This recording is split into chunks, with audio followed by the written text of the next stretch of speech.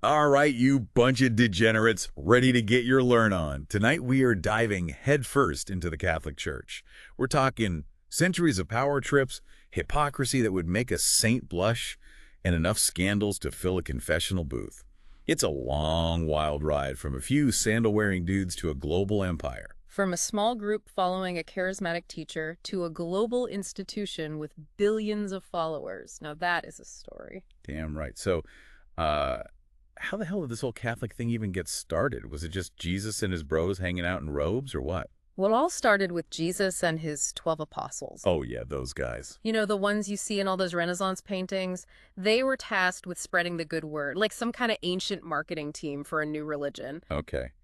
Did those apostles play nice, or were they already scheming for power back then? Well, imagine a bunch of strong personalities, each with their own interpretation of Jesus's teachings. Of course, there were power struggles. Just look at the Byzantine papacy period. Emperors were picking the popes. Emperors were picking the popes. Sounds like a recipe for disaster. Talk about a power trip. Imagine a random politician appointing the next religious leader. And what about this whole successor to St. Peter thing? Did people actually buy that back then? Oh, absolutely. The Catholic Church really hangs its hat on the idea that the Pope inherited St. Peter's authority. You know, it all goes back to that line in the Bible where Jesus tells Peter, "You are Peter, and upon this rock I will build my church." Right. It was their way of establishing a clear line of power, like a spiritual CEO passing the torch. So basically, they built the whole power structure on a few cryptic words from Jesus. Sounds legit. I bet this early church wasn't all sunshine and roses, though, right? You're right about that. Imagine this new religion spreading like wildfire through the Roman Empire. That had to piss some people off. Exciting and dangerous, the Romans weren't exactly known for being tolerant of different beliefs. Early Christians faced some serious persecution, being thrown to the lions kind of stuff. Brutal. But then things changed, right? Didn't the Romans eventually hop on the Jesus bandwagon? Emperor Constantine. Constantine, okay. Remember that name? He was the game changer. In 313 AD, he issued the Edict of Milan, which basically legalized Christianity. So Christianity goes from public enemy number one to being cool with the Romans. Yeah. That's a hell of a turnaround. It was a huge turning point. Imagine going from being hunted to being accepted, even favored, by the most powerful empire in the world. That's wild. But what about those early power struggles? You've got the Pope in Rome, emperors trying to control everything, and a bunch of bishops all vying for influence. Yeah. Sounds like a religious reality show waiting to happen. It was a chaotic time, full of competing interests. You have to remember, the Roman Empire was crumbling, and the church stepped in to fill the void. So the church was like, hold my beer, we got this. And within the church itself, you had these 5 major power centers: Rome, Constantinople, Antioch, Jerusalem, and Alexandria. 5 centers of power. Sounds messy. They were like the original religious influencers, each with their own following and agenda. A council of religious bigwigs. Sounds like a recipe for endless debates. No, there was plenty of that. But amidst all the drama, the bishops of Rome, the popes, they started gaining more and more authority. People looked to them for guidance and to settle disputes. It was like the supreme court of religion. Okay, so the Pope was becoming the big cheese. But remember, this was still a time of constant upheaval. Emperor Justinian, for example, tried to micromanage the church, dictating everything from worship practices to acceptable beliefs. That guy sounds like a real control freak. He even thought he could tell the Pope what to do. That did not go over so well. I bet not. So you've got the Pope trying to consolidate power, the Emperor trying to call the shots, and a bunch of bishops fighting for their piece of the pie. Sounds like the early church was as stable as a drunk tightrope walker. And yet, amidst all this chaos, something interesting happened. Western Christianity, particularly through its monasteries, actually played a crucial role in preserving classical civilization. While empires were crumbling and knowledge was being lost, these monks were quietly copying ancient texts, saving them for future generations. Wait, so those monks weren't just brewing beer and champing all day. They were actually saving civilization. Exactly. They were like the original librarians, the guardians of knowledge in a time of great turmoil. And let's not forget the church's influence on art, music, and architecture. Those magnificent cathedrals weren't built on prayers alone. Yeah, those cathedrals are pretty damn impressive. It's like they were trying to build their way to heaven one gargoyle at a time. But those lavish churches, they didn't come cheap.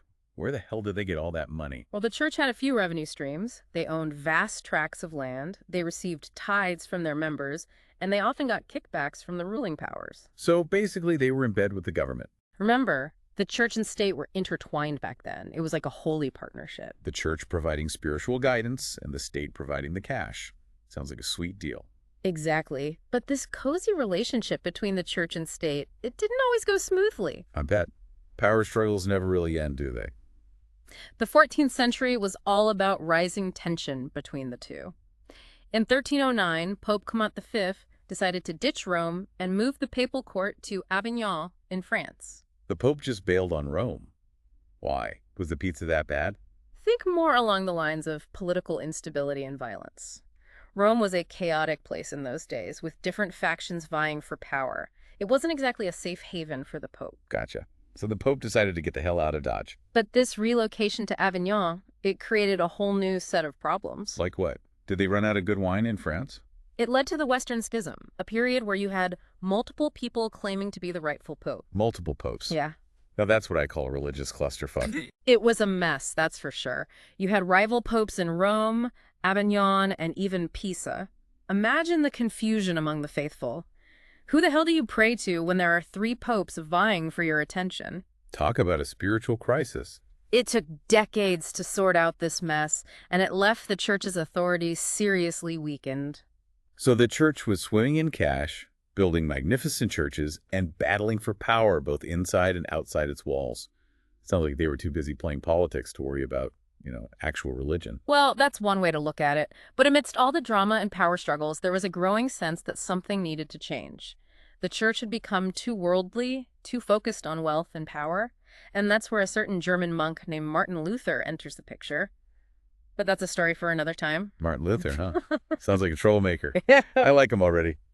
We'll get back to him and his shenanigans after a quick, we'll get back to him next time. Welcome back, you magnificent bastards. Before the break, we were talking about the Catholic Church back when they were basically running the show in Europe, raking in the dough, building those massive cathedrals that looked like they were trying to touch God. But then this dude, Martin Luther, shows up and throws a wrench in the works. Ah, yes, Martin Luther. Talk about shaking things up. This guy wasn't just some disgruntled priest. He was a full-blown religious revolutionary. So what was his deal? Why was he so pissed off at the Catholic Church? Imagine you're a devout Christian living in the 16th century. You believe that salvation is everything. It's your ticket to heaven, right? Right. And then you see the church, the institution that's supposed to be your guide, selling indulgences. Indulgences, right. Those get-out-of-jail-free cards for your sins. Sounds like a sweet deal for the rich folks who could afford them. Exactly. Luther saw this as blatant corruption, exploiting people's fear of damnation for profit. Scummy. He believed that salvation should be based on faith and God's grace, not on how much money you could shell out to the church. Makes sense. So he did what any self-respecting rebel would do. He nailed his 95 Theses to the church door in Wittenberg. 95 Theses. Sounds like one hell of a rant. It was basically a list of everything he thought was wrong with the church. So what were some of his biggest beefs? He took aim at the church's authority, the Pope's power, the whole system. He argued that the Bible, not the church, should be the ultimate source of religious authority, and he challenged the idea that priests were necessary intermediaries between people and God. So basically, he told the church to shove it and said, let's go straight to the source. Damn. No wonder they called him a heretic. Luther's protests spread like wildfire, thanks in part to the newly invented printing press. His ideas resonated with people who were fed up with the church's excesses and corruption, and this wasn't just some small-town squabble. It led to a full-blown religious revolution, the Protestant Reformation. So the Catholic Church's monopoly on religion was finally broken. Hallelujah. I bet they weren't too happy about that. What did they do to try and squash this rebellion? They didn't take it lying down, that's for sure. They launched what we call the Counter-Reformation. It was their attempt to fight back, to win back the hearts and minds of the people. They doubled down on their doctrines, reformed some of their practices, and cracked down on dissent. Think of it as the church's PR campaign to save face. A religious PR campaign. That sounds interesting. What kind of tactics did they use? Did they hire spin doctors and write catchy jingles? They held the Council of Trent, which was a big deal. It was like a religious summit where they clarified their teachings, condemned Protestant beliefs, and reaffirmed the church's authority. They also created the Jesuit order, a group of highly educated priests who were tasked with spreading Catholicism and fighting Protestantism. Think of them as the church's elite soldiers, trained in theology and rhetoric, ready to take on the heretics. Religious soldiers, that's hardcore. Yeah. So this was a time of serious religious warfare, with Catholics and Protestants battling it out for souls. Did it get violent? There were definitely periods of intense conflict and persecution. Remember, this was a time when religion and politics were deeply intertwined. Kings and emperors used religion to justify their power, and religious differences often led to wars and bloodshed. So it wasn't just about theology. It was about power and control. Religion has always been a great excuse for starting a good old-fashioned war.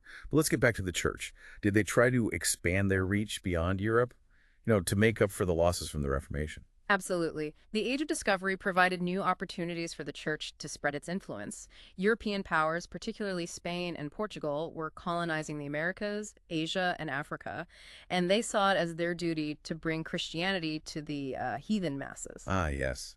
The good old days of colonialism, spreading the word of God at the point of a sword. Sounds a bit hypocritical, don't you think? It was a complex and often brutal period. Missionaries often went hand in hand with conquistadors, using religion to justify conquest and exploitation. It's a dark chapter in the church's history, one that they're still reckoning with today. So it was all about saving souls, even if it meant conquering and subjugating entire populations. It makes you wonder what kind of God they were worshiping. But let's not dwell on the past too much. What about the present? How is the Catholic Church doing in the modern world? Are they still a force to be reckoned with? Well, they've had to adapt to a world that's increasingly secular and skeptical of religious authority, but they're still a major player on the global stage with over 1.3 billion members worldwide. They have a vast network of institutions, from schools and hospitals to charities and political lobbying groups, and they still wield considerable influence, particularly in the developing world. So they're still a big deal, Yeah. even if their power isn't what it used to be. But let's be honest, they've taken some serious hits to their reputation in recent decades. Those sexual abuse scandals were a PR nightmare, and their stance on issues like contraception and same-sex marriage has alienated a lot of people. You're right. The church is facing some serious challenges in the 21st century. They're struggling to reconcile their traditional teachings with the realities of modern life, and they're dealing with the fallout from past scandals. It's a pivotal moment for them. Pivotal moment. Sounds like they're at a crossroads. Will they adapt and evolve, or will they cling to the past and risk becoming irrelevant? That's $1 million question. Welcome back, you heathens. We're going to finish up our deep dive into the Catholic Church before we were talking about their image problem, from those horrific abuse scandals to their stance on pretty much anything to do with sex. They are trying to balance staying true to a 2,000-year-old institution while also staying relevant in a world that is constantly changing. It's a tough balancing act for sure. But let's talk about those sexual abuse scandals. I mean, how the hell did they manage to sweep that under the rug for so long? Well, the scale of the abuse and the cover-up is truly staggering. For decades, church authorities protected abusers and silenced victims. It's fucked up. Seriously fucked up. Have they even done anything to fix it, or are they just trying to protect their asses? There have been efforts at reform, like stricter guidelines for screening priests reporting abuse allegations. Okay. But many people argue it's not nearly enough. Yeah, I'd say so. The church needs to be more transparent, more accountable for its actions. Transparency and accountability. Now, those are two words you don't usually associate with the Catholic Church. But if they want to regain any shred of credibility, they're going to have to get their shit together. Yeah. So let's move on to their stance on, the sex stuff. Abortion, contraception, homosexuality. Are they ever going to get with the times? Well, their teachings on these matters are deeply rooted in tradition and theological interpretations. It's unlikely we'll see any major shifts anytime soon. So basically, they're stuck in the Dark Ages. Who are they to tell people what to do in the bedroom? But enough about that. Let's talk about their influence on a global scale. I mean, there's still a massive organization. Absolutely. The Catholic Church is a global force with over 1.3 billion members. Their reach extends far beyond the Vatican. They have a vast network of schools, hospitals, and charities. They're active in political lobbying on issues that align with their teachings. So they're still a major player, even if their power isn't what it used to be. But with all the controversy and scandals, do people really take them seriously anymore? I'd say it's a mixed bag.